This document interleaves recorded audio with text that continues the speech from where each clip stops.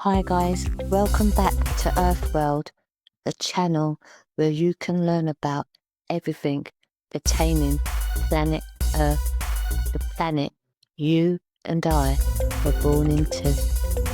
This video is called Atoms and Subatomic Particles.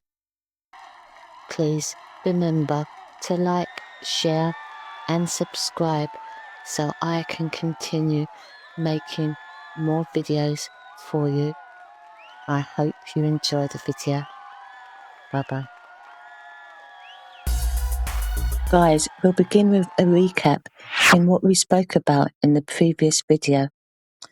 We looked at materials being broken down in the lowest forms, which contained one atom specific to that material.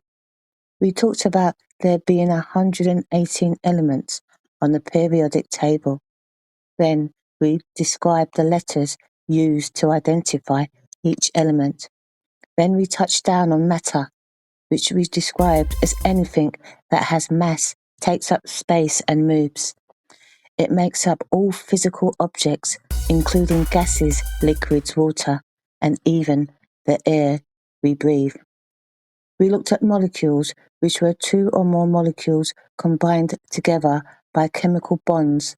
Then we finished off by talking about the atom and its properties, and then we discussed briefly an insight into quantum physics and its particles. In this video, we will be looking at the atom and its properties. Let's talk about the atom. The atom is the smallest particle of an element that retains the chemical properties of that specific element. It consists of a central nucleus containing positively charged protons and neutrons that are neutral. Orbiting the nucleus is the electrons. The electrons are negatively charged.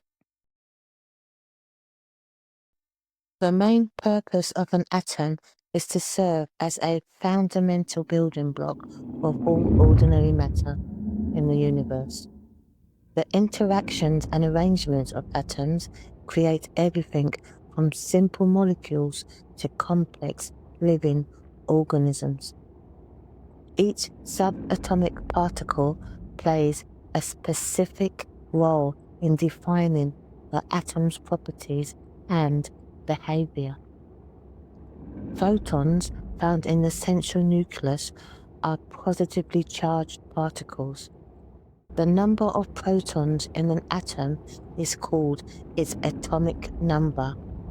This determines the element identity. For example, an atom with 6 protons is carbon. Neutrons, also located in the nucleus, are electrically neutral. They have no charge and have a mass similar to protons. Neutrons help to hold the atomic nuclei together by stabilizing the repulsive forces between positively charged protons through the strong nuclear force. They are also responsible for nuclear fissions and fusion, which create energy in stars and power nuclear reactors. Additionally, the number of neutrons determines an atom's isotopy, and free neutrons are used in scientific research and applications like forensic science. Electrons are much lighter than the protons and neutrons. Electrons are negatively charged particles that orbit the nucleus at specific energy levels or shells. The number and arrangements of electrons determine the atom's chemical behavior and how it bonds with other atoms to form molecules and compounds. In a neutral atom, the number of electrons equal the number of protons, balancing the overall charge.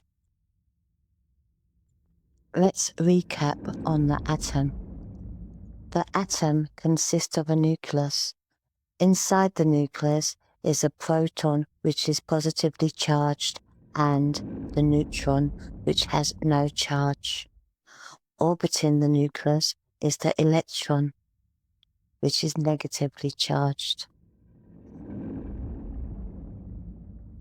In essence, atoms and subatomic particles allow matter to have diverse physical and chemical properties, making possible rich compressor to the universe we observe. That's it for me, guys. Thanks for watching. Please don't